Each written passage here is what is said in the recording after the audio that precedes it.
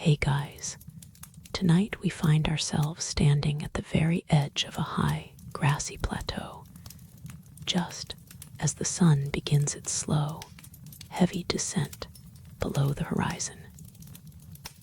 You feel the temperature drop by a fraction of a degree, a subtle shift that makes the fine hairs on your arms stand up.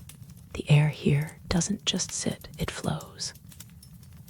It is a thick, invisible river that smells of crushed wild thyme and the sharp, metallic promise of a distant rain shower.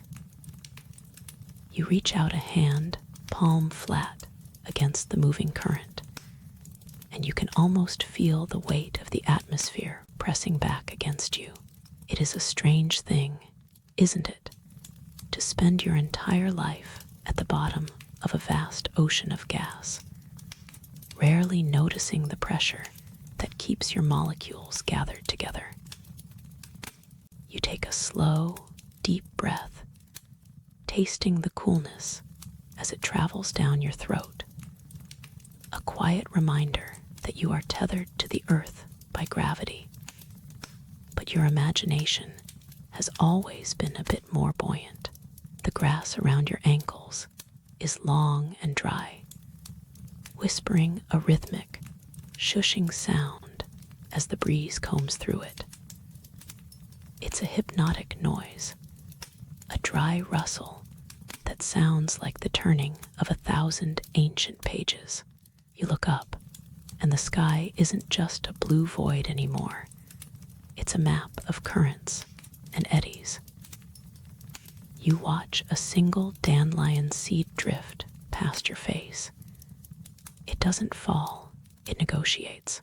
It hitches a ride on a thermal, rising with a grace that seems almost intentional, though you know it's just physics doing its quiet, tireless work. You follow its progress with your eyes, squinting against the soft, amber light. For a moment, you feel a flicker of that ancient, restless curiosity, the same one that must have kept your ancestors awake at night, staring at the moon and wondering why some things stayed down while others had the audacity to rise. You shift your weight, feeling the grit of the cooling stone beneath your feet. The ground is solid, reliable, and entirely unexciting. But above you, the clouds are performing a slow-motion ballet. They are massive, towering structures of vapor, illuminated from below by the dying sun, turning shades of bruised purple and dusty gold.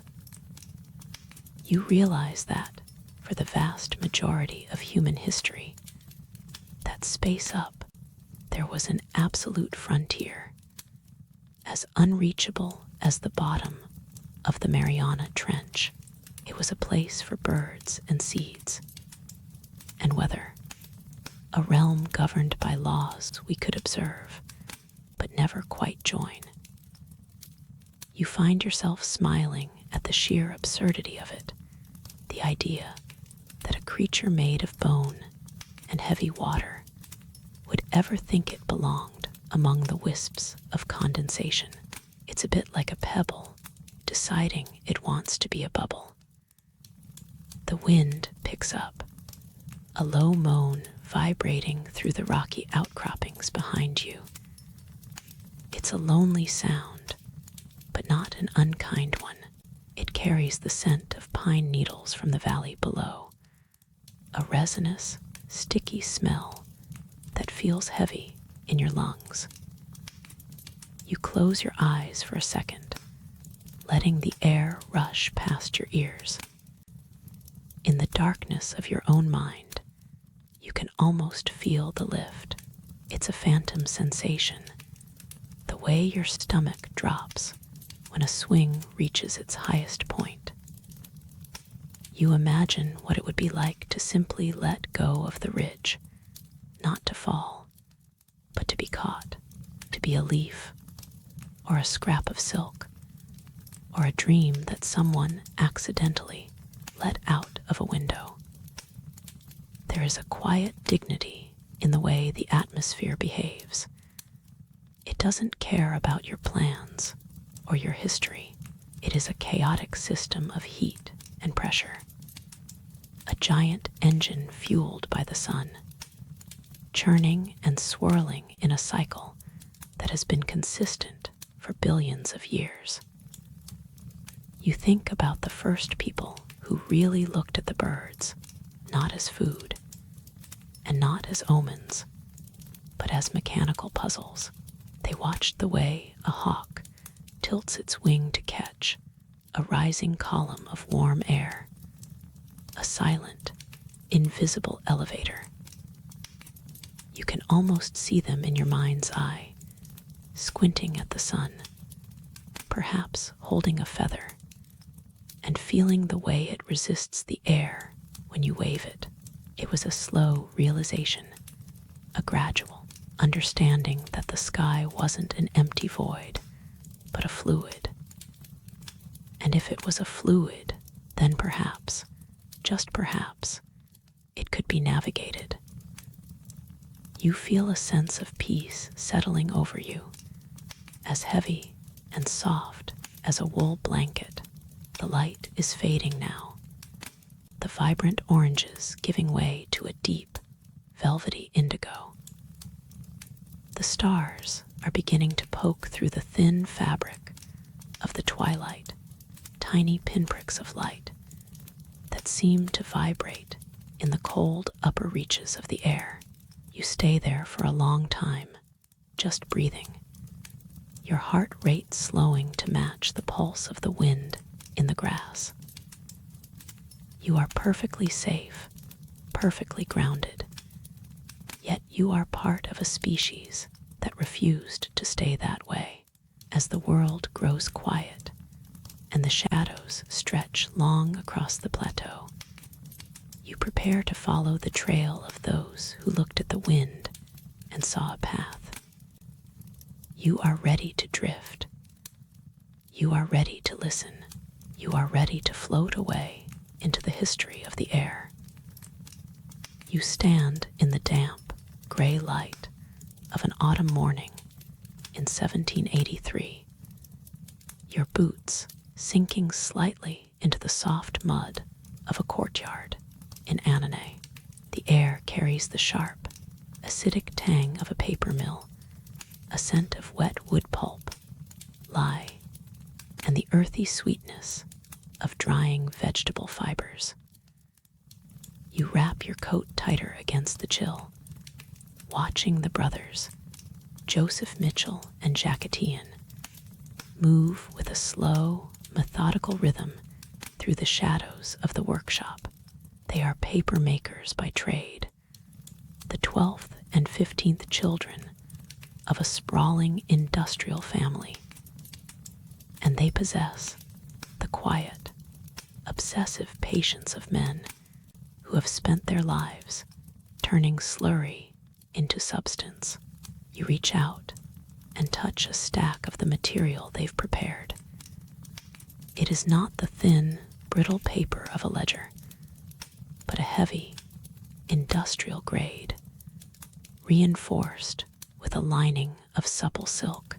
It feels cool and surprisingly smooth under your fingertips, like the skin of a dormant creature waiting for the sun to wake it. While history often remembers them as accidental geniuses, you notice the calculated way they have stitched these panels together with miles of linen thread, creating a cavernous envelope that looks, in its deflated state, like a giant, discarded lung. The silence of the courtyard is broken by the rhythmic, hollow thud of a wooden mallet hitting a stake, followed by the first tentative crackle of a fire. You walk toward the heat, feeling the sudden prickle of warmth on your face as the brothers begin to feed the flames with a specific, pungent mixture. It is a mainstream fact that they used straw and wool to fuel their ascent, believing the smoke itself held a unique levitating property. But as you stand near the brazier, you smell the peculiar, slightly offensive addition of old shoes and damp rot. They are convinced that the more foul and electric the smoke, the greater the lifting power of what they call Montgolfier gas. You watch the thick, grayish-white plumes billow upward, swirling with a heavy, lazy grace. It is an obscure quirk of their theory that they aren't looking for heat at all. They are looking for the essence of the cloud, trying to capture the very soul of the mist that hangs over the French hillsides. You feel the vibration of the air as the heat intensifies, a low-frequency hum that resonates in your chest, signaling that the physics of the world are about to shift. As the fire roars with a gentle, controlled fury, the great mass of blue and gold fabric begins to stir. You watch the wrinkles in the silk smooth out as if a giant hand is stroking them from the inside. The balloon is decorated with ornate flourishes, golden suns, and the signs of the zodiac, all painted with a meticulous hand that seems almost too delicate for such a violent process. It is widely known that these early balloons were masterpieces of 18th century aesthetics. But as you step closer, you notice a less celebrated detail. The entire inner surface is coated in a layer of alum to provide a rudimentary and somewhat optimistic fireproofing. You smell the metallic, slightly bitter scent of the chemical treatment mixing with the heavy musk of the burning wool. The envelope begins to swell, its shadow stretching across the cobblestones like a rising tide. You feel a faint, upward tug in your own spirit as the fabric pulls taut, the ropes groaning with a sound like a ship's hull under pressure.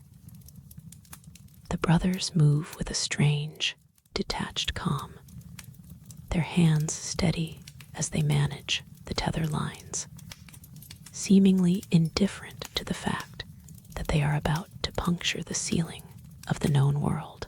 You observe the final preparations for the first living passengers, a spectacle that feels both scientific and absurd.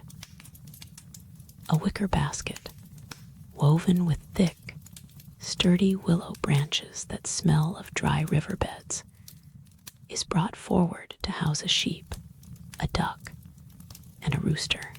The sheep, a sturdy animal named Monteseal, which translates to climb to the sky, chews a piece of hay with a rhythmic, grinding indifference that you find strangely soothing.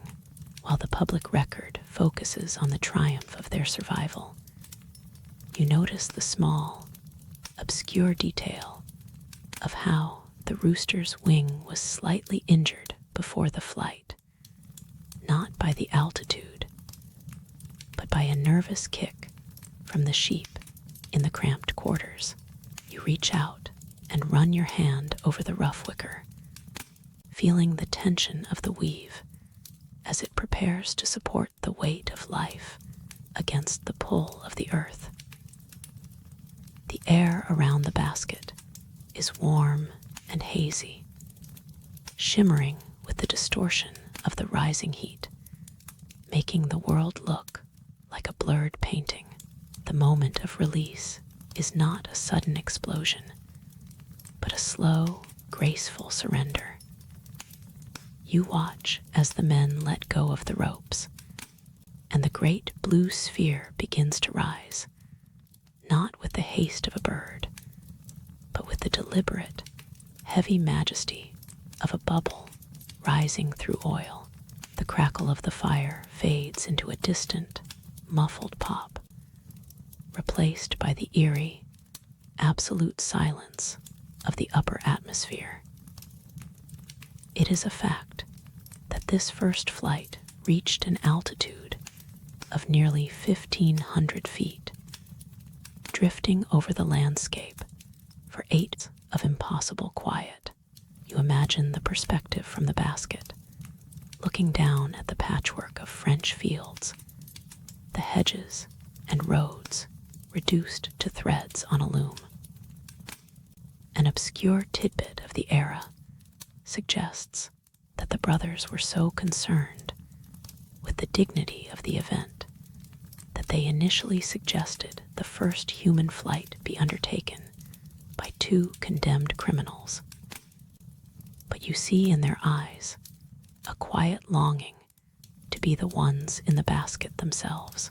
The balloon drifts further away, a sapphire jewel pinned against the pale gray sky, carrying with it the smell of smoke and the heavy, silent promise of a new horizon. You stand in the settling dust of the courtyard, the warmth of the fire still lingering on your skin, listening to the wind as it carries the first echoes of the sky back down to the quiet, waiting earth. You step into the circular gallery, the wicker yielding slightly under your weight with a dry, rhythmic protest that sounds like old parchment being folded.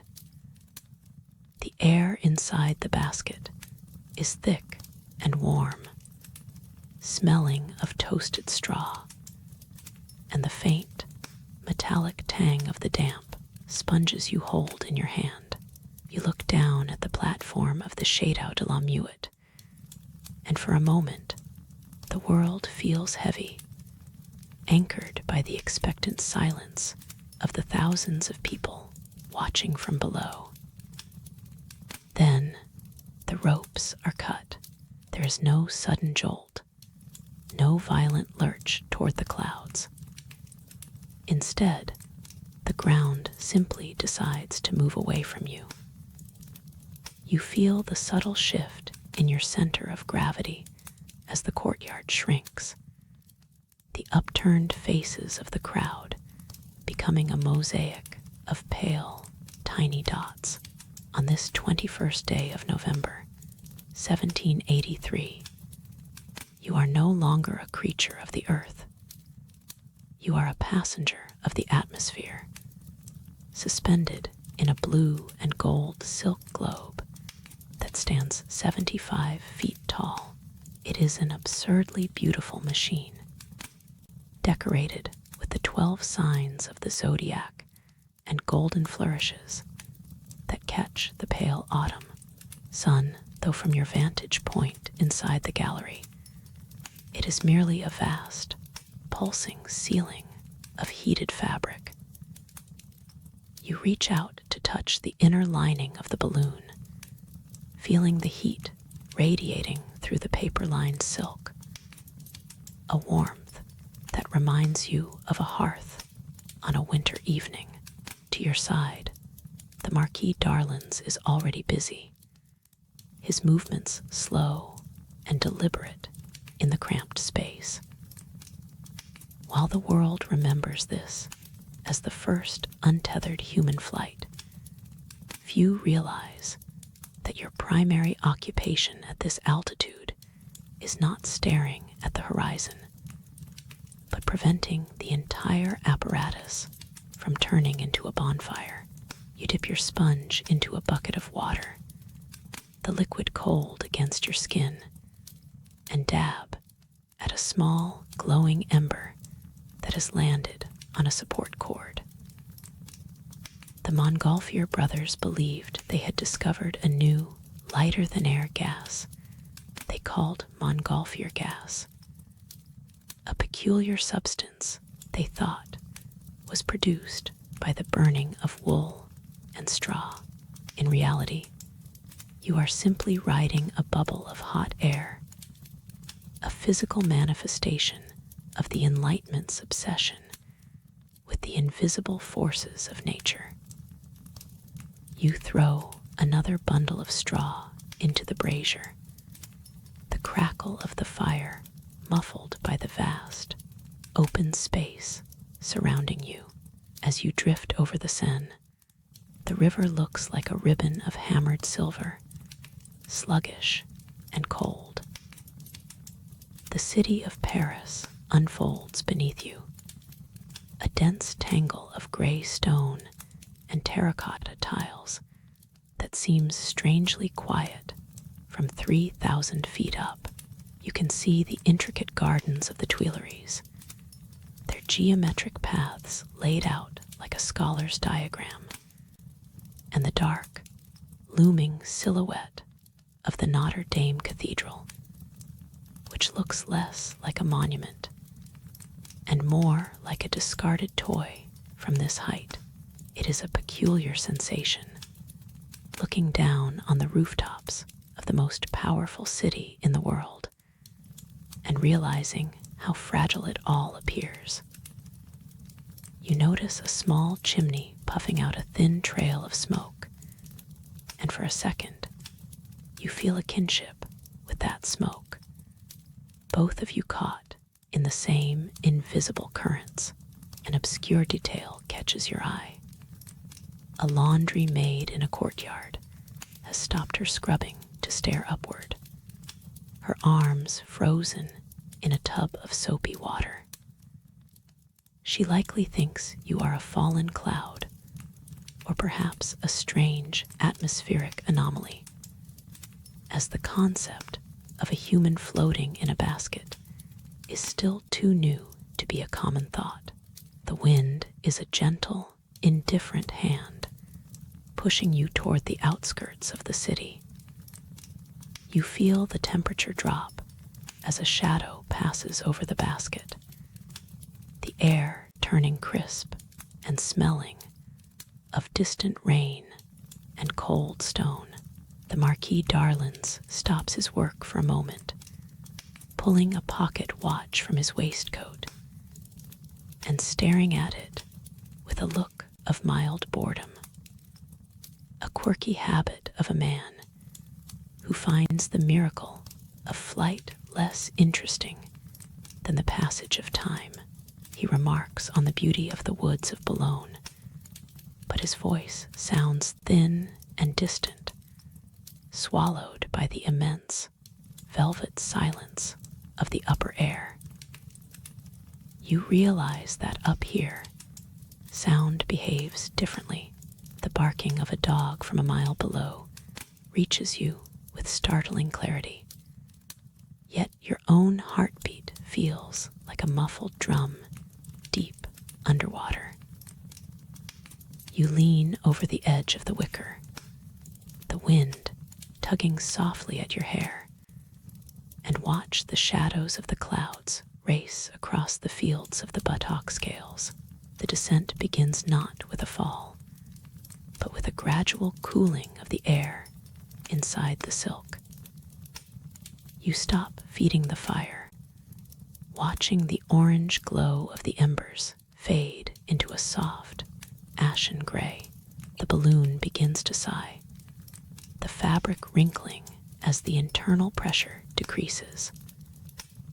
You are heading toward a vineyard on the outskirts of Paris, the rows of vines looking like the ribs of a giant fan. As the ground rises to meet you, the smell of damp earth and crushed grass replaces the scent of toasted straw. You prepare for the impact, gripping the rough, cold wicker of the basket. When you finally touch down, it is a soft, swaying landing, the basket dragging through the dirt with a sound like a heavy sigh.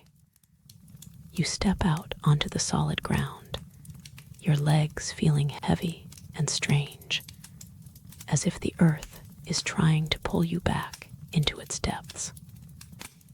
A group of local peasants approaches, their faces masks of confusion and mild alarm, to ease their transition into this new era of history.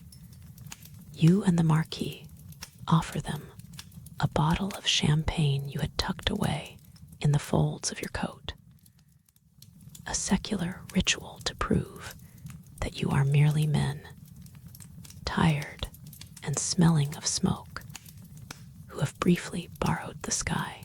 The world is a map of memories now, and as you look back up at the emptying silk, you feel the weight of the air, heavy and silent, pressing down on the quiet, waiting earth. You stand there, your boots sinking slightly into the damp grass of the meadow, watching the last of the silk collapse into a shimmering pile of tired fabric. The air around you feels different now. It is no longer just a void to be conquered, but a thick, invisible ocean that you have finally begun to map. You reach out, your fingers parting the coolness, and you realize that you are standing at the bottom of a massive, transparent sea. This is the troposphere, a layer of the world that holds nearly 80% of the atmosphere's mass, pressing down on your shoulders with a weight you usually ignore. It is a dense, busy neighborhood of molecules, mostly nitrogen and oxygen, buzzing about in a chaotic ballet that provides the very resistance your balloon needed to rise. You remember reading an old, dusty pamphlet from the late 1700s that suggested the air was a medicinal fluid, a tonic so pure that if one could only bottle the breeze from a mountaintop, it could cure the melancholy of the city. You smile at the thought, feeling the damp, metallic scent of the coming evening air against your skin, a mixture of crushed clover and the sharp, clean bite of rising humidity. As you look up, the sky isn't empty. It is a complex architecture of temperature and pressure. You imagine the air as Luke Howard did in 1802, when he sat for hours categorizing the clouds as if they were rare ferns or mosses, giving them Latin names like cirrus and cumulus. To you, the air feels like a layered cake, each slice a few degrees cooler than the one below it. This is the adiabatic lapse rate, a predictable rhythm of cooling that tells you exactly how much heat your lungs must provide to keep your blood moving as you climb. It is a slow, rhythmic cooling, about 6.5 degrees Celsius for every kilometer you move away from the warm, radiating belly of the earth. You think of James Glacier, the Victorian meteorologist who famously brought pigeons into the high, thin air. You can almost feel the soft, frantic heartbeat of a bird against your palm as he tossed it into the void, only to watch it realize the air was too thin to grip, the creature choosing to sit on the wicker rim of the basket rather than face the invisible emptiness. The wind, you've noticed, is never just a single movement. It is a series of stacked currents, sliding over one another like sheets of wet glass. You feel a stray breeze tug at your hair, a gentle, localized eddy caused by the cooling of the nearby woods. But higher up, there are rivers of air that move with a terrifying, silent purpose. Long before the world understood the jet stream, Early explorers spoke of aerial tides that could carry a balloon hundreds of miles in a direction the surface winds never promised. It is a strange, fluid world where the invisible becomes tangible through the way it resists your hand. You move your arm through the air slowly, feeling the slight drag, the viscosity of the gases. It is a thick soup of dust, pollen, and water vapor, a chaotic slurry that nonetheless maintains a perfect, stratified peace. You recall a quirky theory from a forgotten Parisian scientist who claimed that the air at high altitudes was so thin it could actually sharpen the human mind, stripping away the heavy vapors of terrestrial thought. You breathe in deeply, testing the theory, and find only the scent of wet earth and the faint, lingering smell of the balloon's charred wick. The pressure is a constant companion, a soft squeeze against your eardrums that reminds you of your place in the vertical scale. On the ground, the air is packed tight, huddled close to the soil like a blanket for warmth. But as you visualize the molecules thinning out above you, the silence seems to grow. You think of the way sound travels differently in these layers, how a shout might carry for miles in the dense, moist air of a valley, but vanish instantly in the dry, lonely heights. There is a certain irony in the fact that the very substance that allows you to breathe is also the primary obstacle to your ascent. A heavy, invisible wall that you must trick into lifting you. You run your hand along the rough wicker of the basket, feeling the cold moisture that has collected there. A tiny, localized condensation caused by the air reaching its dew point. It is a small, quiet phenomenon of physics, a transition from gas to liquid that happens without a sound, right under your fingertips. You settle into the silence, listening to the way the atmosphere hums. It isn't a sound you hear with your ears, but a vibration you feel in your chest, the collective movement of 1 billion tons of gas shifting as the sun dips below the horizon. The air is cooling now, contracting, pulling itself closer to the ground, as if it too is preparing for sleep. You think of the way the atmosphere acts as a giant, secular shield, scattering the blue light of the sun and protecting the delicate life below from the harsh vacuum of the void. It is a mechanical, predictable system, governed by the laws of thermodynamics and the relentless pull of gravity. Yet it feels intimate, like a heavy quilt being pulled over the shoulders of the world. You close your eyes for a moment, feeling the air move across your face, a soft, invisible finger tracing the line of your jaw, reminding you that even when you are standing still, you are being carried by the restless, breathing history of the world's own breath. You reach out your hand, your fingers brushing against the cold, polished surface of a brass barometer, its weight a grounding presence in the swaying wicker basket. The air has changed now. It is no longer the thick, humid soup of the valley floor, but a crisp, thin vintage that tastes of nothing and everything at once. You notice the mercury inside the glass tube beginning to descend, a silver thread retreating from the invisible pressure of the world below. It is a well-known reality that the weight of the atmosphere thins as you climb.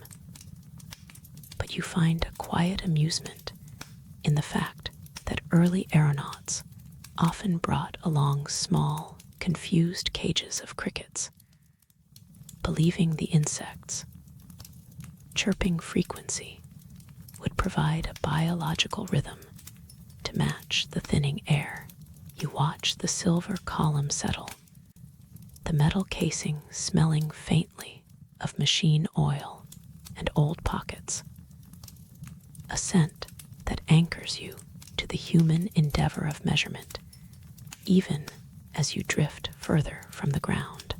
Your gaze shifts to a delicate glass thermometer hanging by a silken cord from the rigging.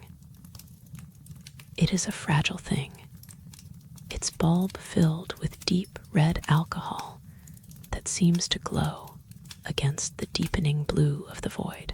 You liquid contract, shrinking away from the warmth of the sun that feels surprisingly distant despite its brightness. It is a fundamental law of the troposphere that for every 1,000 feet you rise, the temperature drops by a predictable few degrees. Yet you find yourself preoccupied with the strange historical detail that these early thermometers were often shielded by tiny, hand-stitched silk umbrellas. These miniature parasols were not for fashion, but to ensure the sun's direct rays didn't provide a false sense of warmth to the glass, a fastidious solution to the problem of solar radiation. You feel the chill seep through your wool sleeves, a dry, biting cold that makes your skin tingle. Yet you do not shiver.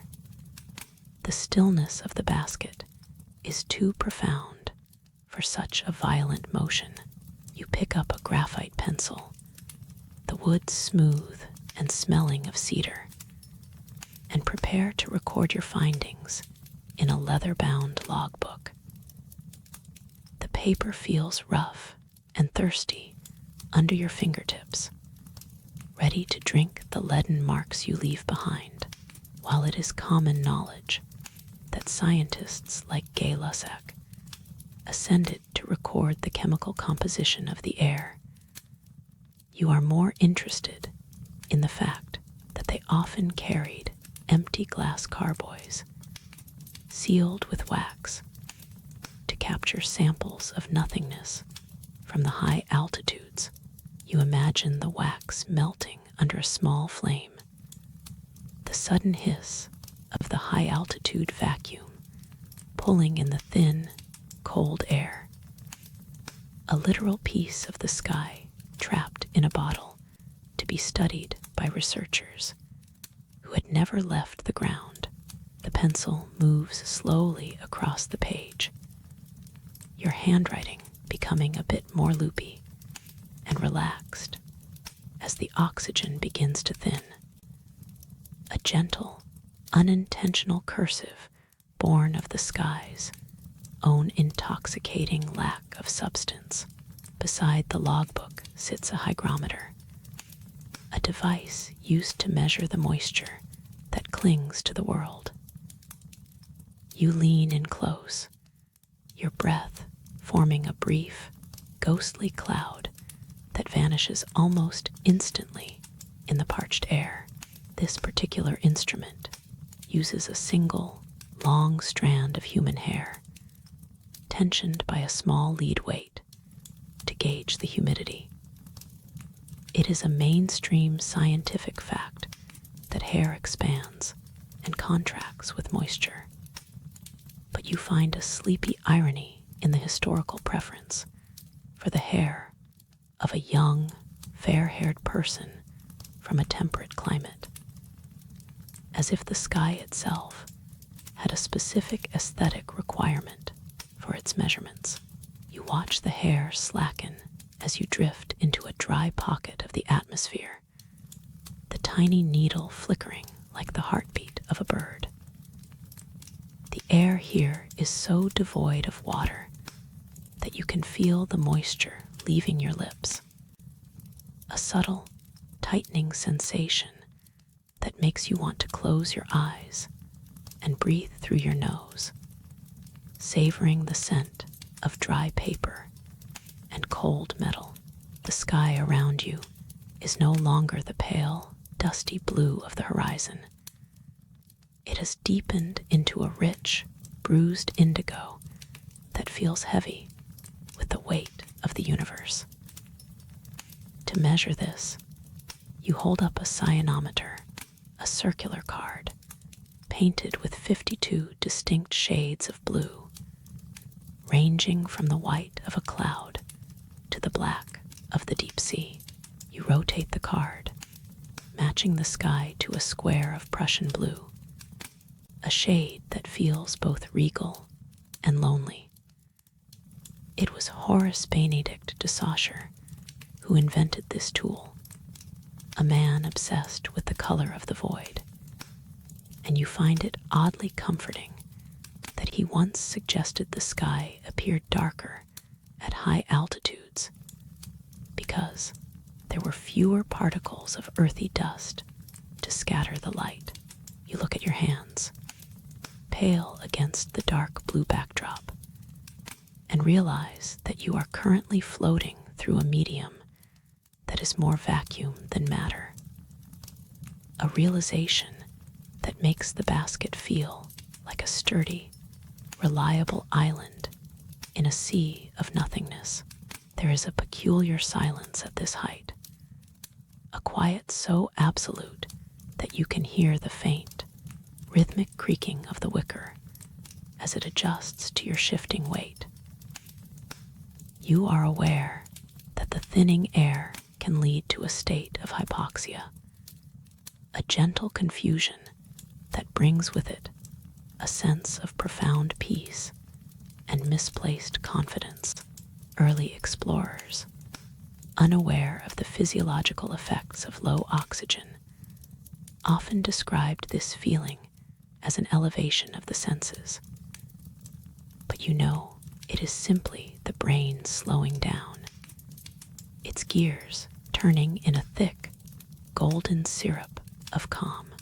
You recall the story of a scientist who, upon reaching a record height, became so enamored with the view that he began to throw his expensive instruments overboard one by one. Convinced he no longer needed them to understand the world, you hold your barometer a little tighter, feeling its cool weight, and decide to remain a passenger of logic, even as the world below fades into a memory of green and brown. The air is so thin now that it feels like a physical presence against your skin, a velvet pressure that asks nothing of you. You look at the glass jars lined up in their padded crates, their wax seals intact, holding the invisible secrets of the upper atmosphere. It is a scientific certainty that these early flights laid the groundwork for our understanding of weather patterns and the very layers of the planet. But in this moment, the data feels secondary to the sensation of being a witness. You are a collector of heights, a measurer of the cold, a silent observer of the way the sun glints off the brass hinges of your instrument case. You close your eyes, letting the logbook rest on your lap, the smell of cedar and old leather drifting up to meet you. You are being carried by the wind, a small thinking point in a vast, unthinking expanse.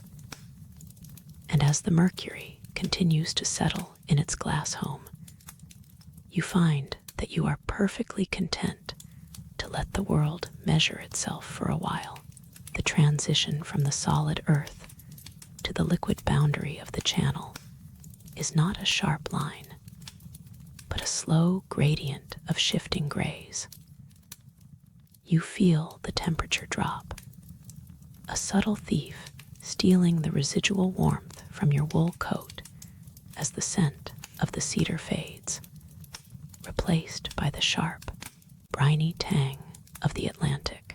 This is the Silver Channel, a stretch of water that has swallowed the ambitions of empires. Yet, from your wicker vantage point, it appears as a floor of shifting mercury, polished and cold.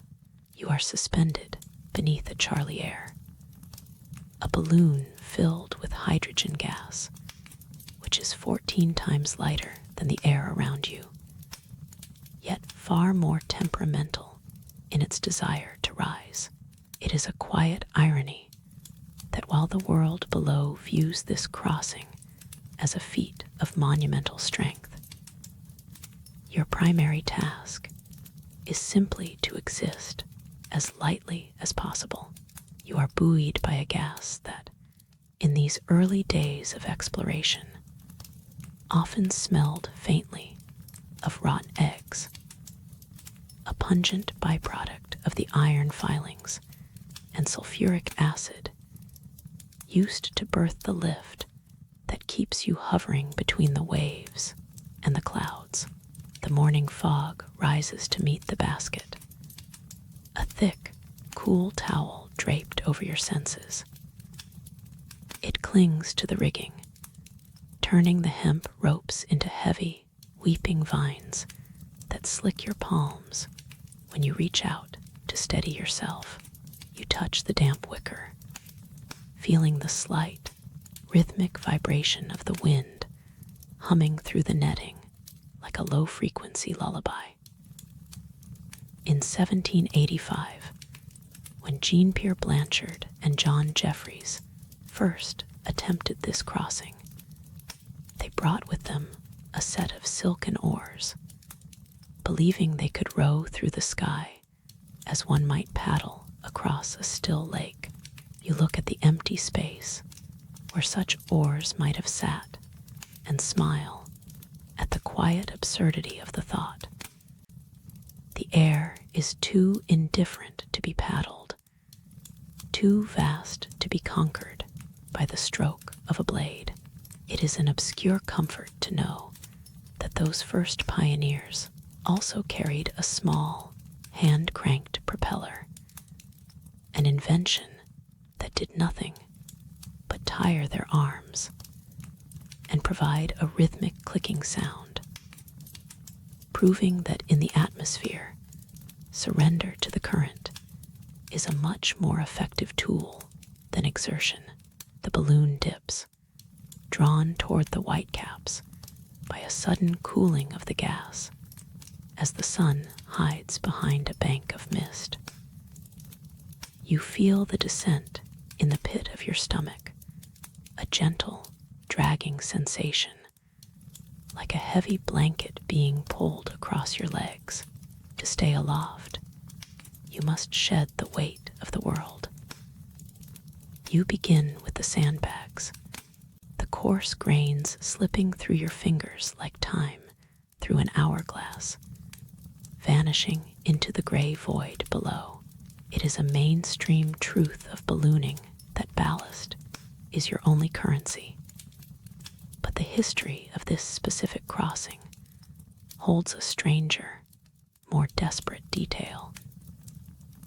When Blanchard and Jeffries found themselves perilously close to the waves, they didn't just throw out sand. They threw out their anchors, their heavy coats, and eventually their very trousers, opting for the indignity of arriving in France in their undergarments rather than the dignity of sinking. You tighten your own belt, feeling the comforting weight of your layers, and wonder at the absolute lightness required to truly belong to the clouds. The sound of the ocean is different from this height. It is not a roar, but a rhythmic, metallic shushing, muffled by the layers of vapor between your boots and the tide. The fog begins to thin in patches, revealing glimpses of the water below, not blue, but a bruised, slate gray that looks solid enough to walk upon. You are guided by the gentle breath of the coastal winds, a phenomenon known as a sea breeze that occurs because the land warms faster than the water, creating a slow-motion conveyor belt of air that pulls you toward the horizon. It is a vast, invisible machinery that asks nothing of you but your patience. Tucked into the corner of your basket is a small, cork-lined vest, a primitive life preserver similar to the ones Jeffries insisted on wearing during his voyage. These early safety devices were so bulky and stiff that they made sitting down nearly impossible, forcing the aeronauts to stand for the duration of their journey. You choose instead to lean your weight against the side of the basket, feeling the rhythmic sway that mimics the slow, deep breathing of a person in the heaviest of slumbers. The smell of the silk above you is pervasive now, a mixture of linseed oil and old varnish used to seal the fabric against the escaping hydrogen. It is a heavy, industrial scent that contrasts sharply with the ethereal lightness of your journey, a reminder of the human hands that stitched this giant lung. You find yourself watching the way the mist beads on your sleeves, the droplets reflecting the pale, diffused light of a sun that hasn't quite broken through the overcast, while the world remembers this crossing as a triumph of engineering. Few recall that the first air mail was also born in this damp transit. A letter dropped from the sky into the waves, sealed in a bladder, and hoped for by a recipient on the shore who might never find it. You have no letters to drop, no cargo to lose, only the steady, cooling air that fills your lungs, and the knowledge that the coast of the continent is waiting somewhere ahead, hidden behind a curtain of silver. The wind sighs through the lines, a low hum that vibrates in your chest, and you realize that the most profound part of exploration is not the arrival, but the long, suspended moment where you are neither here nor there, but simply part of the drift. You lean your weight against the rim of the wicker basket, feeling the slight, rhythmic give of the woven willow against your ribs. It is a peculiar sensation, this sturdy fragility, a craft woven by hand from riverbed reeds, now suspended thousands of feet above the sleeping English countryside. You remember that Victorian aeronauts favored wicker not just for its lightness, but for its resilience. Unlike rigid wood, it bends and creaks during a turbulent landing, acting as a primitive shock absorber for the delicate barometers and human bones within. You run your gloved hand over the braiding, catching the faint, earthy scent of dried mud and river water still trapped in the fibers of the osier. To track your invisible path through the dark, you reach into a small leather pouch and scatter a handful of tiny, hand-cut paper squares into the void. They do not fall so much as dance, illuminated by the moon like a localized snowstorm. revealing the subtle shears of the midnight currents that the heavy balloon is too massive to acknowledge. You watch them until they vanish into the ink, realizing that in this vacuum of reference points, your only sense of motion comes from these drifting scraps of white. The air here has lost the heavy, humid scent of the coal-choked cities below, replaced by a crystalline purity that tastes like cold metal on the back of your tongue. You look up, and the constellations seem to have descended, their stars burning with a steady, unblinking intensity that you never witnessed from the cobblestone streets of London, without the haze of industrial smoke and the flickering orange glow of gas lamps. The celestial sphere reveals its true, crowded nature. A dense carpet of light that early aeronauts noted would turn the sky a deep, bruised indigo long before the sun had actually vanished from the horizon. You reach for a silk scarf to wrap around your neck, the fabric cool and smooth, a stark contrast to the rough hemp ropes that disappear into the darkness above your head. You are aware of the silence now, a silence so absolute that you can hear the rhythmic ticking of your pocket watch through 3 layers of wool, a tiny heartbeat in the vast, indifferent lungs of the atmosphere. It is a silence that feels heavy, pressing against your eardrums like the weight of deep water. You notice a soft, rhythmic thudding against the exterior of the basket, a sound like a muffled drum. It is the sandbags, the essential ballast of your journey, swaying gently as the balloon breathes in the cooling night air. These bags are filled with fine, sifted river sand, chosen specifically because it flows through the fingers like water, allowing for the precise, ounce-by-ounce adjustments needed to maintain this delicate equilibrium. You recall the accounts of James Glacier, the pioneering meteorologist who ascended so high in 1862 that his hands turned blue and useless, forcing his companion, Henry Coxwell, to climb into the rigging and pull the gas release valve with his teeth to save their lives. You have no intention of such heroics tonight. You prefer the steady, meditative drift of the lower strata. You pull a heavy wool blanket tighter around your shoulders, the lanolin scent of the sheeps, while a grounding reminder of the terrestrial world you have left behind.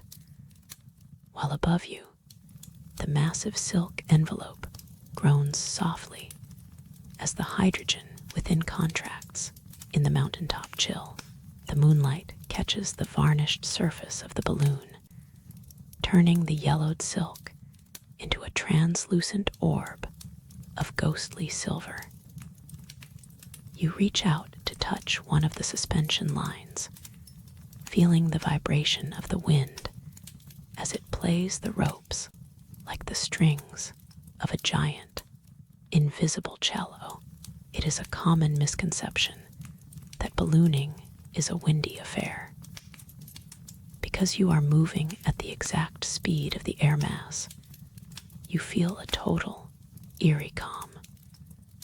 A stillness so profound that a lit candle could stand on the edge of the basket without its flame flickering.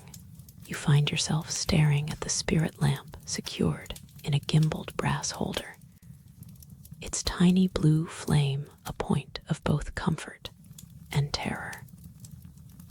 While these lamps provided the only warmth for Victorian night flyers, the constant fear of a hydrogen leak meant they were often extinguished at the first sign of a descent, leaving the aeronauts to navigate the freezing dark by touch and instinct alone. You watch the flame, a solitary sapphire in a world of charcoal, and feel the heat radiating toward your numbing fingertips. You look down over the edge, but the world below has vanished into a sea of charcoal shadows and silver-edged clouds. The only evidence of human life is the occasional distant bark of a dog or the chime of a village clock, sounds that travel upward with startling clarity, stripped of the horizontal interference of trees and hills. You find it fascinating that at this altitude, sound behaves differently, sometimes bouncing off thermal layers to create acoustic shadows, where a man can hear a whisper from a mile away, but miss the roar of a waterfall directly beneath him. You breathe in deeply, the air thin and sharp, feeling the way your lungs expand to meet the vacuum. You are a ghost in a basket of sticks, a quiet observer of a world that does not know you are there, drifting toward a dawn that is still hours away. You reach out and touch the cold brass of the telescope, not to look through it, but simply to feel its solidity. The metal is slick with a fine layer of frost, a reminder that while you feel as though you are standing still, you are actually hurtling through a frozen frontier, a pioneer of the silence, suspended between the forgotten earth and the unreachable stars. The biting chill of that high, lonely altitude begins to soften, the frost on your fingertips turning to a gentle dampness as the scene shifts. The silence of the stars is replaced by a low, rhythmic thrum, the collective murmur of 1,000 voices, and the snapping of heavy canvas in a warm, honeyed breeze. You find yourself standing on the manicured grass of a mid-19th century pleasure garden, the air thick with the scent of crushed clover and the sharp, metallic tang of hydrogen production. Above you, the sky isn't a void of black anymore, but a pale, dusty blue, dominated by the swelling belly of a giant. This is the height of the summer of aerostats, where the world below has become obsessed with the world above. You reach out and touch the wicker of a passenger car, feeling the rough, woven willow beneath your palms. It is surprisingly sturdy, a humble material chosen because it yields and bounces during a rough landing rather than shattering like wood. You notice a small leather bag hanging from the side, filled with sand, so fine it feels like silk between your fingers. This is the ballast, a crucial tool for buoyancy. Though the aeronauts of this era are careful to use only the softest grains, so that a sudden discharge won't cause a minor disaster for the spectators watching from below with their necks craned back. You walk further into the clearing, your boots sinking slightly into the soft, sun-warmed earth. To your left, a massive vat of sulfuric acid is being poured over iron filings, a chemical reaction that hissed with a prehistoric intensity to fill the balloon. It creates a scent that is strangely clinical, a pungent, vinegary odor that cuts through the floral perfumes of the crowd. While the public marvels at the sheer scale of the spectacle, you focus on the crown line, a single, thick rope extending from the very top of the balloon's silk envelope. It is being held by a dozen men in waistcoats, their muscles straining to keep the great sphere from wobbling in the crosswinds. You observe that while these balloons are massive icons of public fascination, they are also incredibly delicate, often coated in a varnish made of boiled linseed oil and India rubber to keep the precious gas from weeping through the pores of the fabric. This mixture gives the balloon a slight stickiness, a tacky texture that catches the golden afternoon light and makes the entire craft glow like a translucent lantern. The heat of the sun on your shoulders is a heavy, comforting weight, a stark contrast to the frozen frontier you just left behind. You navigate through a sea of silk parasols and top hats, the sound of the crowd becoming a blurred, melodic hum. A woman in a charcoal-colored traveling dress stands near the basket, checking a barometer with a focused, clinical gaze. She is an aeronaut, a member of a growing class of professional air sailors who treat the atmosphere not as a mystery, but as a laboratory. You notice she is wearing heavy gloves made of kidskin, not for the cold, but to protect her hands from the trail rope. A massive, heavy cord that dangles hundreds of feet below the basket. It is a quirky but essential piece of Victorian engineering.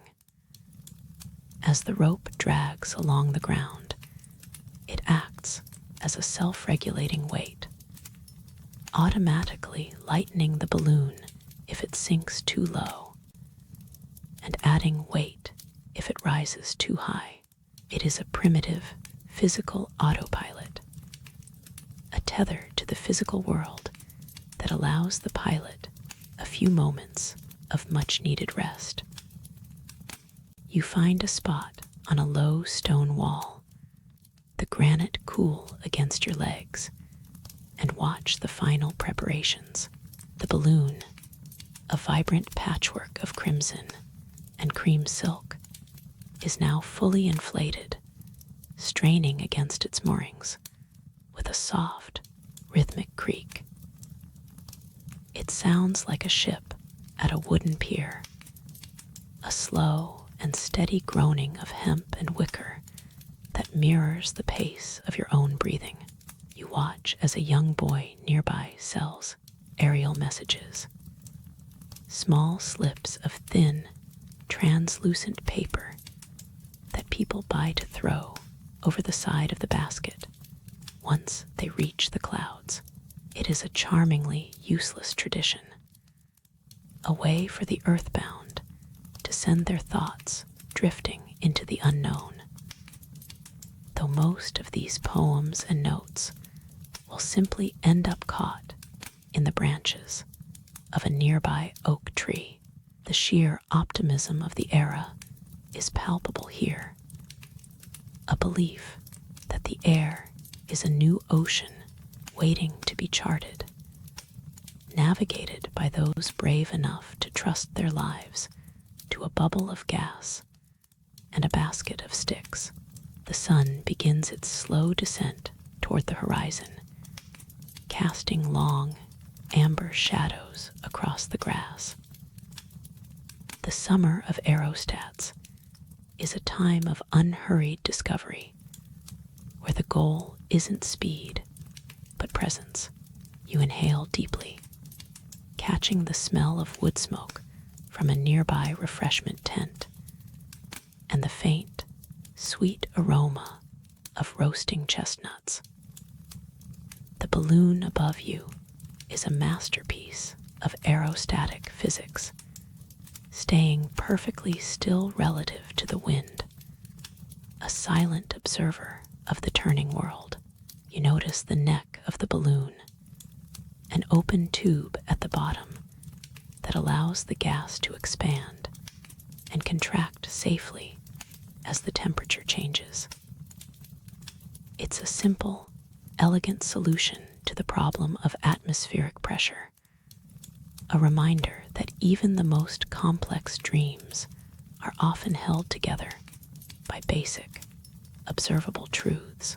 As the light turns to a deep, bruised purple, you feel the urge to close your eyes, the gentle creaking of the wicker basket acting as a metronome for the fading day. You are no longer a pioneer of the cold stars, but a guest in a golden afternoon, drifting toward a sleep as light and effortless as the silk canopy swaying above you. The transition is seamless, a slow dissolve from the silent heights of the balloon to the rhythmic, salt-crusted reality of the shoreline. You find yourself standing on the crest of a massive, pale sand dune, the kind that looks like a frozen wave under the hazy afternoon sun. The wicker basket is gone, replaced by the physical weight of a structure made of willow and linen resting across your shoulders.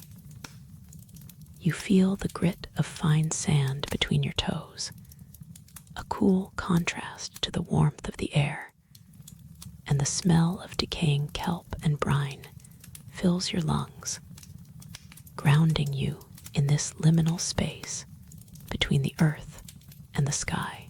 This is the era of the coastline gliders, where the dream of flight has moved from the buoyancy of gas to the structural integrity of the wing. You are mimicking the gulls now, learning that the wind isn't just something that carries you, but something you can lean against, while the world remembers these early gliders as the primitive ancestors of the jet engine. You are more preoccupied with the way the Derwitzer glider responds to the slightest twitch of your anatomy. It is a mainstream fact that these early unpowered craft relied entirely on the steady updrafts of the coast to stay aloft. But as you shift your weight, you recall the obscure reality that Otto Lilienthal's designs were so delicately balanced that he could steer the entire apparatus simply by swinging his legs a few inches to the left or right. A slow motion dance performed in the margins of the atmosphere. You run your hand along the leading edge of the wing, feeling the tension of the fabric. It is rough, unbleached linen, stretched tight over ribs of split willow. To the casual observer, it looks like a giant, grounded kite, but to you, it feels like an extension of your own skeletal system. There is a specific, heavy scent clinging to the wings, a mixture of boiled linseed oil and beeswax, used to seal the fabric against the porous nature of the air. It is a common historical truth that these coatings were essential for maintaining lift, but there is a quirky, forgotten side effect to this chemistry.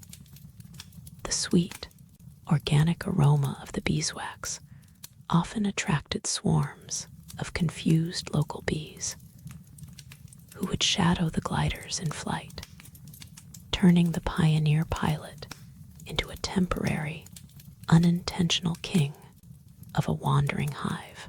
You smell that sweetness now, faint and cloying beneath the sharp salt of the spray, and you listen to the way the wind hums through the tension wires, a low-frequency vibration that you feel in your teeth, the dunes of Kitty Hawk or the hills of Rhino, are not just piles of sand.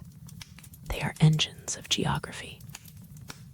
You watch the way the tall sea grass bends, signaling the arrival of a laminar flow, a smooth, predictable stream of air that hasn't been broken by the jagged edges of trees or buildings.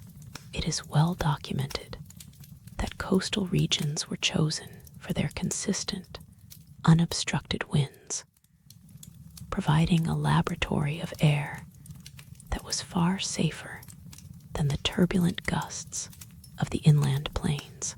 However, as you prepare to take a step toward the edge, you remember the obscure habit of Percy Pilcher, who outfitted his glider, the Hawk, with tiny wheels carved from solid mahogany. They were almost useless on the soft sand, but they added a touch of terrestrial elegance to a machine designed to leave the earth behind. You feel the phantom weight of that mahogany now, a grounding influence as the wind begins to lift the front of your wings, trying to peel you away from the dunes. The physical sensation of this flight is not one of sudden speed, but of gradual lightness.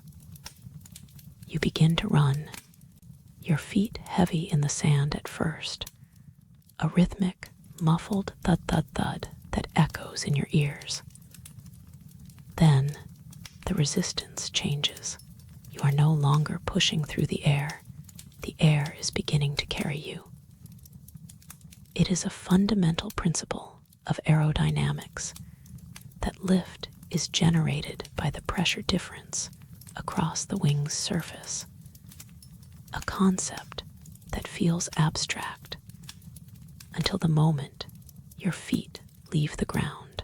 Suddenly, the thudding's replaced by a profound, rushing silence. You are airborne, but only just. You are skimming the contours of the dune, a few feet above the sand, experiencing the obscure ground effect, where the air becomes trapped between your wing and the slope, creating a cushion of high-pressure density that feels almost like sliding on ice. You are wearing a heavy wool suit, a mainstream necessity for the era, but the fabric serves an obscure purpose here. It protects your skin from the sandblast effect, the microscopic grains of quartz carried by the wind that would otherwise scour your face as you hang suspended in the coastal updraft. The world below you moves in slow motion. You see the ripples in the sand, the patterns left by the receding tide, and the long, distorted shadow of your wings stretching out toward the ocean. You are a guest in this narrow band of lift, caught in the graceful dance between gravity and the thermal currents rising from the sun-warmed earth. There is no engine noise, no mechanical vibration, only the creak of the willow and the snapping of the linen. It is said that these gliders were the direct precursors to the Wright brothers' success, a factual stepping stone in the march of progress. Yet, as you drift, you find yourself thinking of the more peculiar reality of the running launch.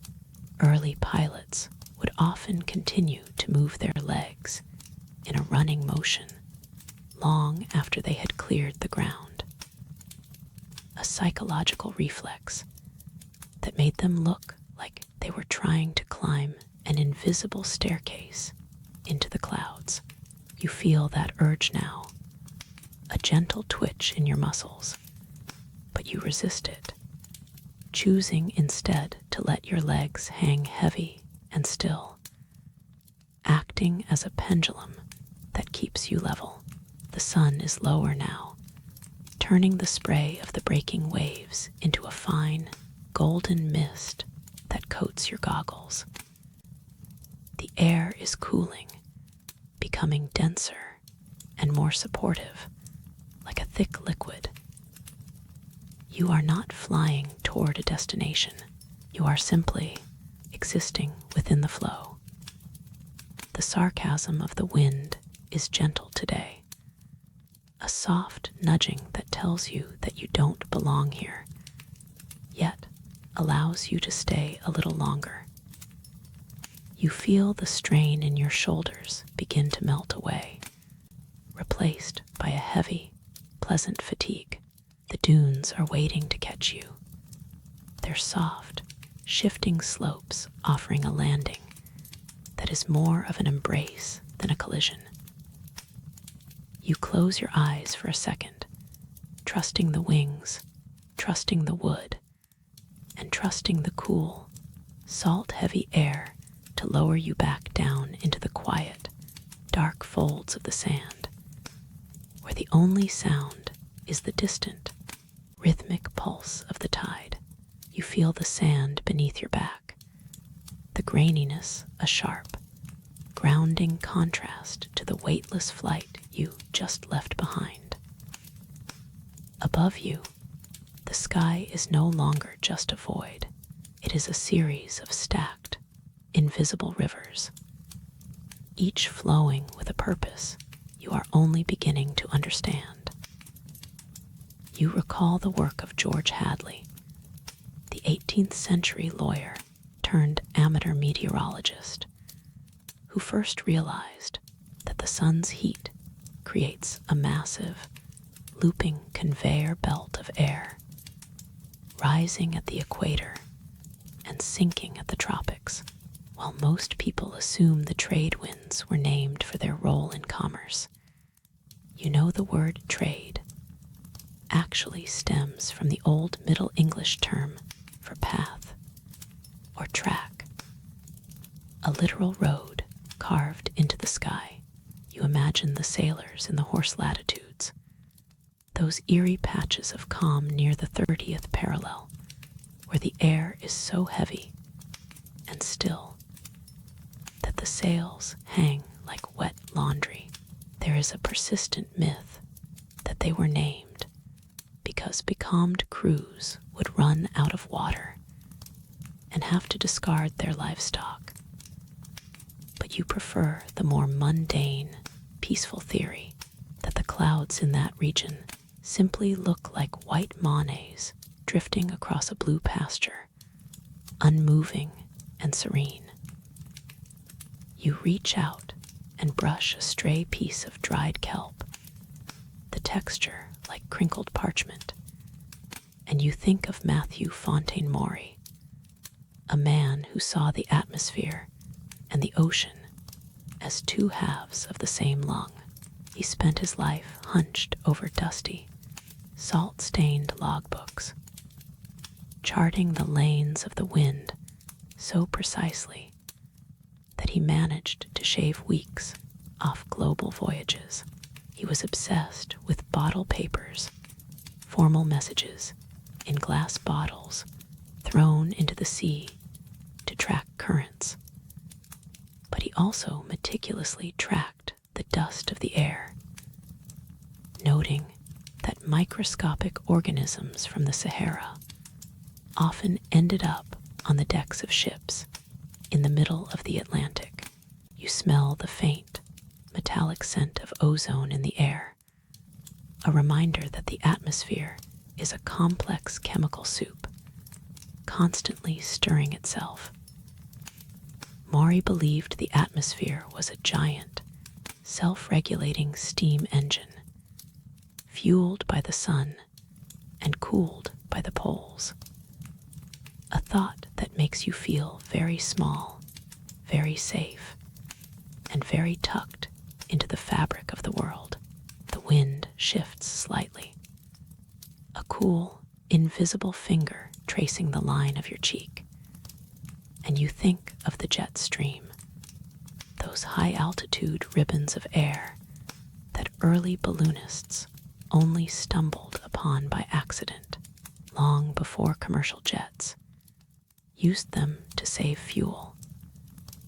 A Japanese meteorologist named Wasaburo Oishi discovered these racing winds by launching test balloons near the base of Mount Fuji. He published his findings exclusively in Esperanto, a constructed language he hoped would foster world peace. But because he used such an obscure tongue, the global scientific community ignored his discovery for decades. You find a certain quiet irony in the idea of a universal language keeping a universal secret. It is a reminder that the wind does not care what language you speak or what names you give it. It flows according to its own ancient, silent grammar, carrying the scent of pine needles and distant rain across borders that do not exist from the height of a balloon. You roll onto your side, the sand shifting and sighing to accommodate your weight. You think about the Coriolis effect, that strange, invisible hand that nudges the wind to the right in the north and to the left in the south. It is the reason storms spin, a result of the earth rotating beneath the air like a heavy ball spinning under a delicate silk scarf. Gaspard Gustave de Coriolis, the man who gave his name to this phenomenon, was not actually looking at the stars or the clouds when he figured it out. He was studying the mechanics of water wheels and the physics of billiard balls. You imagine the entire planet as a giant, slow-motion pool table, the winds acting as calculated trick shots executed over the course of centuries. It is a comforting thought, the idea that even the wildest gale is just a predictable, rhythmic reaction to the world's steady, mechanical turning. You breathe in deeply, the air tasting of salt and old, sun-bleached wood. You think of the monsoons, the great breathing cycle of the Indian Ocean that has governed the lives of millions for millennia. Early navigators whispered about a pilot named Hippalus, who supposedly discovered how to use these seasonal wind shifts to skip the long, grueling coastal crawl and sail straight across the open sea. Before his time, sailors were so terrified of the open water that they used shore-sighting birds, releasing crows and watching which way they flew to find the nearest land. You picture a small wooden boat, a single bird spiraling upward into the blue, and the sudden realization that the wind itself is a bridge if you only know which way it is leaning. The air is never truly still. It is always a conversation between the heat of the land and the cool of the water. You close your eyes and visualize the old wind roses on ancient parchment maps, those intricate 32-pointed stars that guided explorers before the physics of the atmosphere were fully understood. Mapmakers would sometimes use crushed lapis lazuli, a stone from the deep mines of Afghanistan, just to achieve the perfect royal shade of blue for the north wind. They treated the wind not as a weather event, but as a character with a temperament, often drawing them as venti, with chubby cheeks blowing through pursed lips. You realize that mapping the wind was the first time humans tried to draw the invisible, to give a physical shape to the ghost that moves the trees. It is a cartography of feeling, a way to chart the pressure against your skin and the way the temperature drops just before the sun disappears. The tide is closer now, a soft, foamy hiss that matches the slow rhythm of your own breath. You consider the Earth's atmosphere as a single, giant organ and Aeolian harp. This was a popular Victorian-era concept. The idea that the entire world is a musical instrument, and the wind is the player, vibrating the air to create a low, subsonic hum that we cannot hear, but can certainly feel in our bones. Some early scientists even theorized that the wind's friction against the mountain ranges created a global tone that kept the ecosystem in a state of harmonic balance.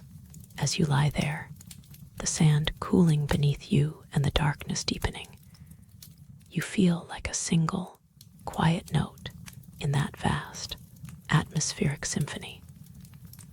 The invisible oceans are still moving above you, swirling in great, slow eddies that span entire continents. And all you have to do is lie still and let the world breathe for you. You feel the air thicken, not with moisture, but with a sense of immense, silent weight. Above you, the stars are momentarily eclipsed by a shadow so long it seems to have no beginning or end. This is the era of the dirigible, a word that simply means steerable, though looking at the gargantuan silver hull above, it feels more like a floating island than a machine. You reach out and touch the outer skin, a taut, doped fabric that feels like sun-dried parchment, cool and slightly vibrating with a life of its own. It is a marvel of early 20th century engineering, a rigid structure of duralumin, a lightweight aluminum alloy that allows these giants to maintain their aerodynamic shape even when the gas cells inside are not fully inflated. You might find it strange to know that the very framework holding this leviathan together is braced with miles of high-tension piano wire, tuned so tightly that if you were to pluck one, it would sing a sharp, clear note into the void of the upper atmosphere, a hidden orchestra of tension and steel. You step into the gondola, the air here smelling of stale coffee, expensive leather, and the faint, metallic tang of lubricating oil from the engines. The floor beneath your feet is steady, lacking the frantic, bone-shaking vibration of a modern aircraft. Instead, it offers a rhythmic, subsonic pulse that you feel in your marrow more than you hear in your ears. While these vessels could span over 800 feet in length, the actual living quarters are often tucked into a surprisingly narrow space. A thin sliver of humanity suspended beneath a mountain of lifting gas. You notice the crew moving with a deliberate, cat-like grace, their footsteps entirely muffled because many are wearing soft, felt-soled slippers. This was not merely for comfort. It was a strict safety protocol to ensure that no stray spark from a boot nail or a sharp heel could ever threaten the delicate integrity of the gas cells or the narrow wooden walkways You look up through an open observation hatch into the interior of the hull, a cathedral of shadows and silver ribs. It is here that the true secret of the giant resides, hidden in the thousands of gas cells that provide the buoyancy.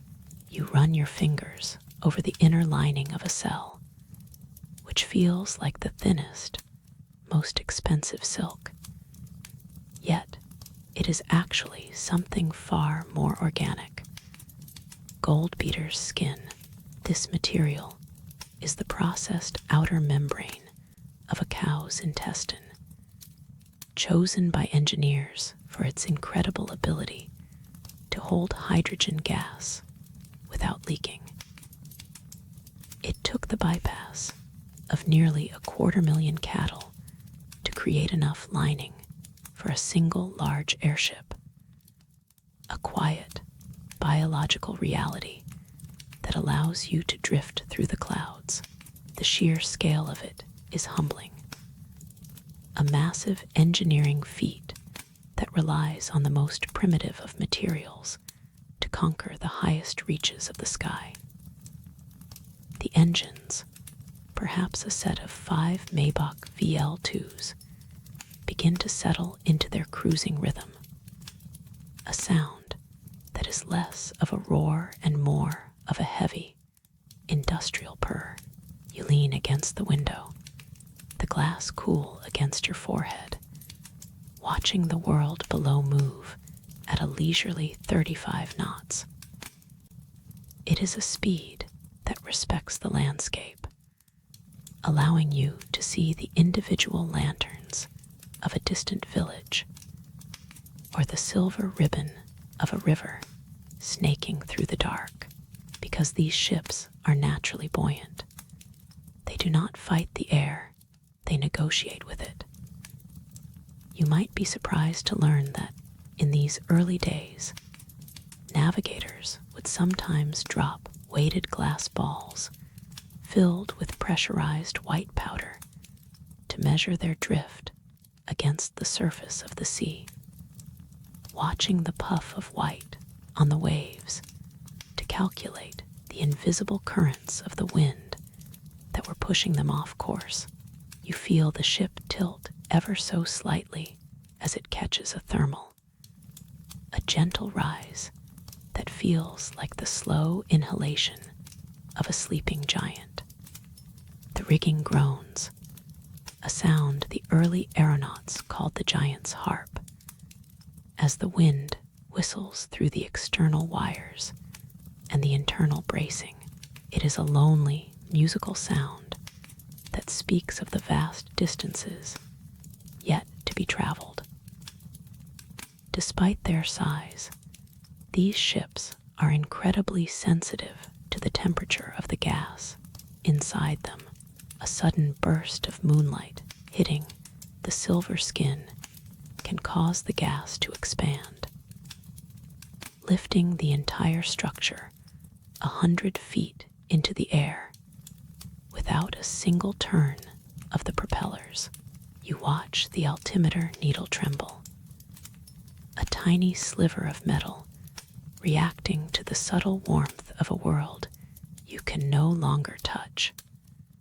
Suspended in a delicate balance between weight and weightlessness, you walk toward the observation deck, where the windows wrap around the curve of the hull, offering a panoramic view of the atmospheric ocean. The air smells of the ozone that lingers after a far-off storm, crisp and electric. You notice that the dining tables are bolted to the floor, yet the crystal glassware on top barely rattles, a testament to the stability of a craft that weighs hundreds of tons, but is lighter than the air it displaces. It is an odd historical quirk that some of these luxury liners actually featured a lightweight pressurized piano made almost entirely of aluminum, so that passengers could could have a soundtrack to their slow-motion voyage across the Atlantic. You can almost hear the faint, tinny notes of a waltz competing with the low, comforting thrum of the propellers outside. A fragile melody in the middle of a vast, dark sky. As the night deepens, the silver hull above you reflects the pale glow of the moon, making the airship look like a ghost ship navigating a forgotten sea.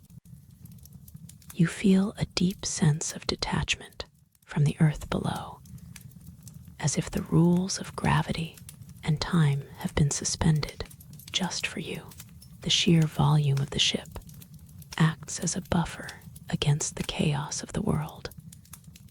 A massive, soft pillow of gas and fabric that carries you forward with an inevitable, steady momentum. You close your eyes, letting the vibration of the derailleur frame sync with your own heartbeat. A slow and steady pulse that tells you there is no rush, no urgency, only the long, majestic drift through the dark. You are part of the sky now, a passenger on a silver cloud, held aloft by the density of the air and the quiet, heavy breathing of the atmosphere.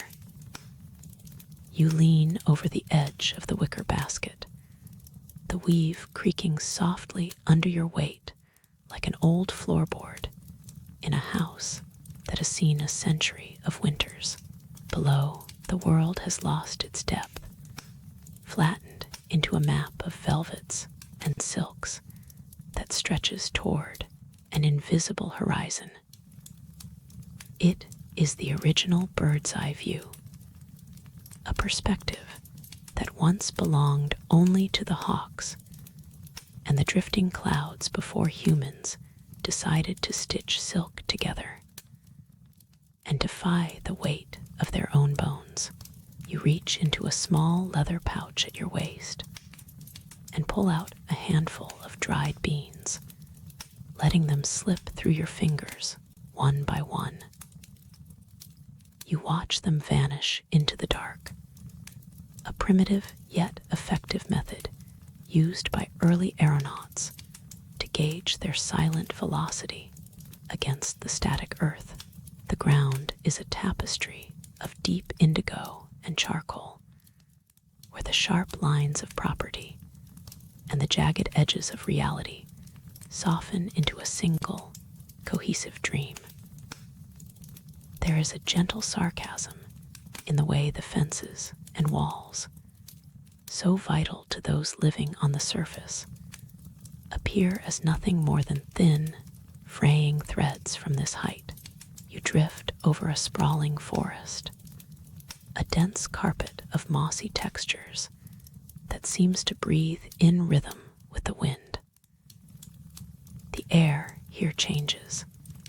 It is no longer the sterile, thin chill of the high altitude, but a rich, heavy perfume of damp pine and decaying leaves.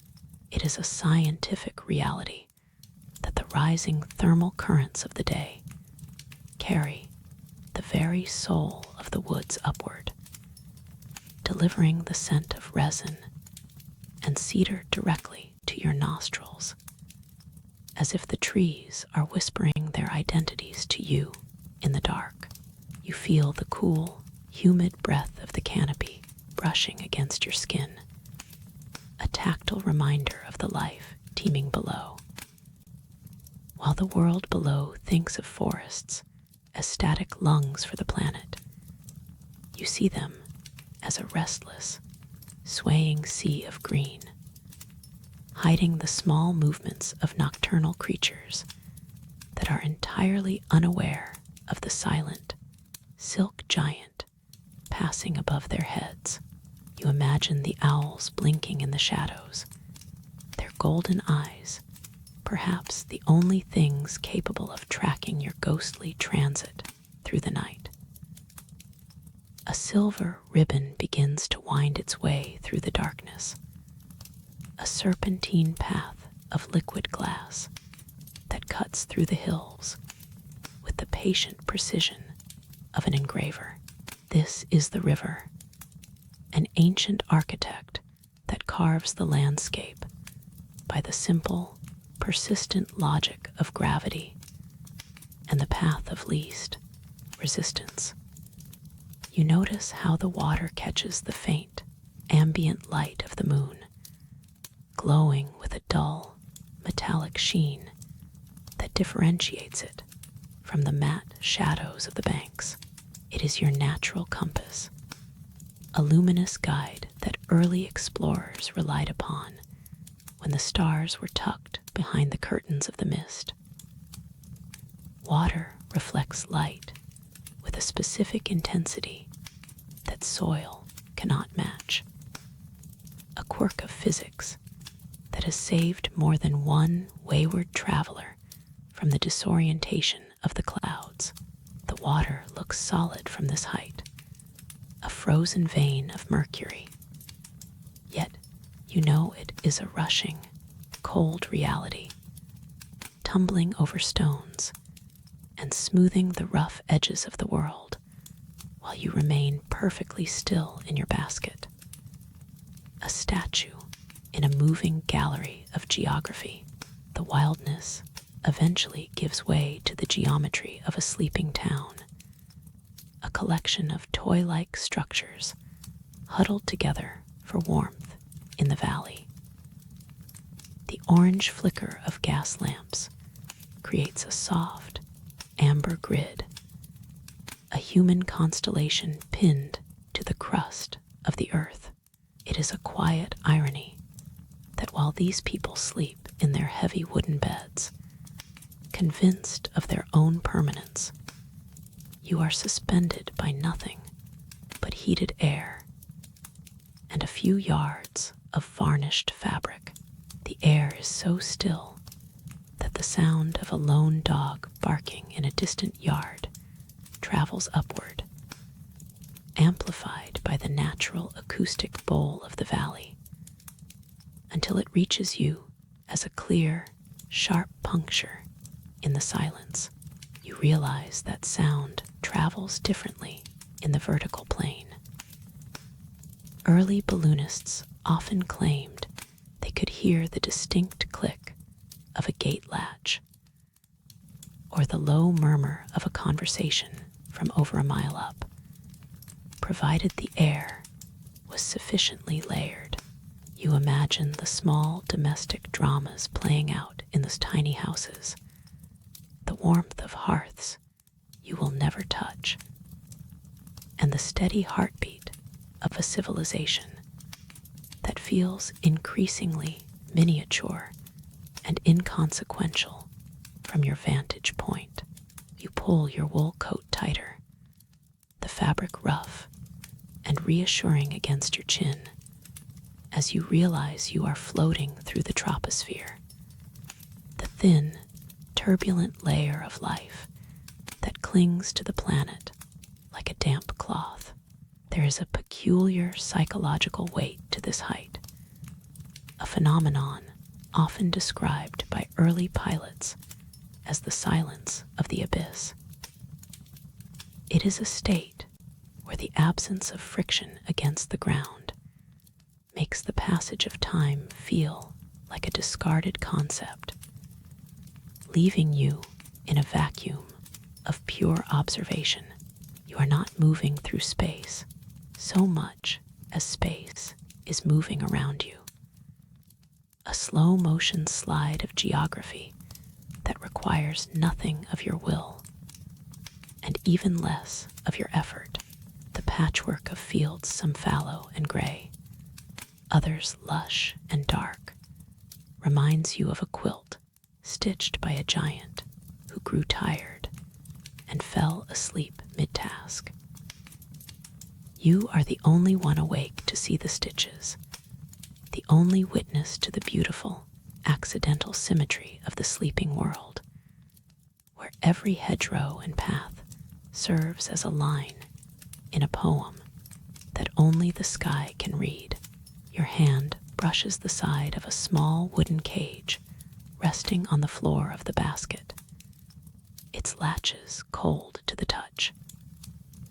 You think of the aeronauts who would carry cages of butterflies or small birds, releasing them into the thin air to observe how they would instinctively spiral downward toward the nearest vegetation, acting as living sensors for the quality of the atmosphere. The pressure against your eardrums is a subtle, constant reminder of the invisible ocean you inhabit, a weightless sea where the rules of the ground no longer apply. You look down one last time at the fading lights of the town, watching as the individual sparks merge back into the velvety darkness of the plains. The world below is becoming a memory, a soft focus reflection of a life you once lived on 2 feet, now replaced by the steady, rhythmic swaying of the wicker and the cold, clean promise of the open sky. The landscape is no longer a place to inhabit, but a story to be watched, a slow and silent narrative unfolding beneath your feet as you continue your long, majestic drift into the heart of the night. You feel the cooling of the air against the back of your neck, a subtle shift in the physics of your surroundings, as the heat that held you aloft begins its slow, inevitable retreat. The wicker beneath your boots creaks with a lazy, rhythmic sigh, acknowledging the weight of the evening. It is a gentle gravity, not a pull, but a suggestion, a quiet invitation to return to the softness of the world below. You reach for the valve cord, the rough hemp biting into your palm with a familiar, grounding texture, and you release a tiny, invisible breath of gas into the wide, unboding dark. There is no sound to it, only the sensation of the basket settling, a slow motion sinking into a sea of velvet shadows. The air here is different now. It smells of damp moss and cold stone, the scent of the earth rising up to meet you like a long-forgotten memory. You watch the stars above, those distant, indifferent lanterns, as they begin to blur at the edges, softened by the gathering mist. The clouds below are no longer a distant floor, but a rising tide of white wool, thick and silent. You are drifting into their embrace, the transition so seamless that you cannot tell where the sky ends and the vapor begins. The mist clings to your eyelashes, a fine, cool dew that feels like the touch of a damp cloth against a fevered brow. There is a certain absurdity in it, isn't there? A grown human, suspended in a glorified laundry basket, trusting the cooling of a gas and the predictable laws of buoyancy to return them to the safety of the dirt. But the absurdity is part of the comfort. You lean your weight against the side of the basket, the woven willow yielding just enough to cradle your shoulder. It is an intimate, enclosed space, a tiny island of reality in a vast, gray ocean. The world below, the maps, the borders, the histories of men has vanished entirely. There is only the descent, a steady, rhythmic pulse of downward motion that feels more like falling into a deep, plush mattress than moving through space. Your breathing slows to match the pace of the balloon, deep and regular, a mirror to the cooling atmosphere. The clouds are thicker now, a dense, opaque fog that swallows the light of the moon. It is a private darkness, a sanctuary built of moisture and stillness. You can hear the faint, distant whistle of the wind through the rigging, a sound so lonely it becomes comforting, a reminder that you are the only one awake in this quiet corner of the universe. The ballast bags hang heavy and still, their purpose served, their weight a comfort. You are no longer navigating, you are merely arriving. The texture of the wool blanket draped over your knees is coarse and heavy, a comforting weight that anchors you as the world loses its edges. You run your thumb over the weave, feeling the individual fibers, the lanolin scent of the wool mixing with the sharp, metallic tang of the cooling burner. The metal is popping quietly as it contracts, a series of tiny, rhythmic clicks that sound like a clock winding down to zero. You watch a single drop of condensation travel down the curve of the support strut. It moves with agonizing slowness, a tiny, clear orb reflecting the gray nothingness surrounding you. It is a microcosm of your own journey, a slow, controlled slide toward a destination that is not a place, but a state of being. The air is so still now that the pilot light is a perfect, unwavering needle of blue, but you don't look. You keep your gaze fixed on the soft, encroaching white of the fog, allowing the lack of visual stimuli to wash over your mind like a cool tide. The high-altitude ambition of the afternoon has been replaced by the low-altitude wisdom of the night. You realize that the sky was never something to be conquered, only something to be inhabited for a brief, borrowed moment. Now the sky is returning you, handing you back to the quiet gravity of the soil with a tenderness that feels almost intentional. The smell of the clouds is complex, not just water, but the faint, electric ozone of the upper reaches mixed with the heavy, sweet scent of damp earth rising from hidden fields. It is the smell of a world asleep, a world that has turned its face away from the light and settled into its own quiet rhythm. You inhale deeply, feeling the coolness fill your lungs, a refreshing draft that clears away the last lingering fragments of the day's concerns. The basket gives a final, almost imperceptible lurch as it settles into a thicker layer of air. It is the feeling of a boat coming to rest in a bed of reeds, a soft, cushioned stop that vibrates through the soles of your boots. You are no longer moving horizontally.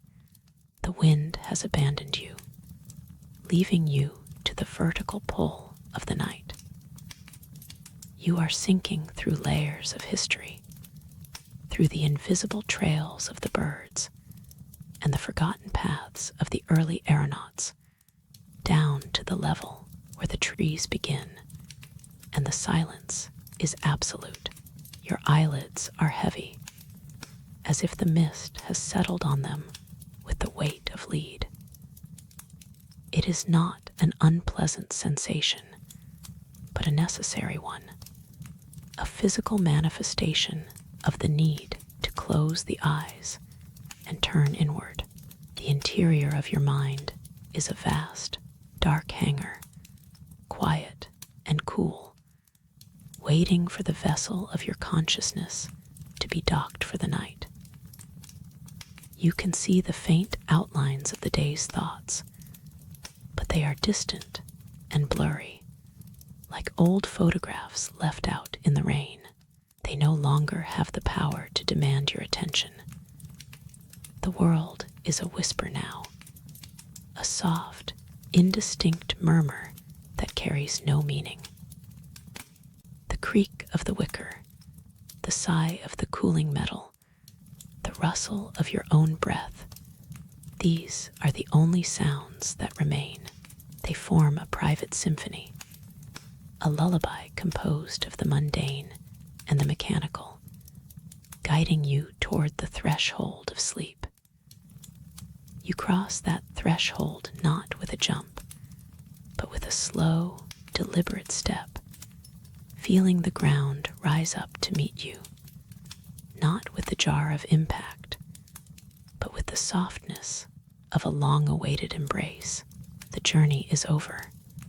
The balloon is still. The air is quiet. You are exactly where you need to be, held in the cradle of the night, ready to let go of the last thread of the waking world. Sweet dreams.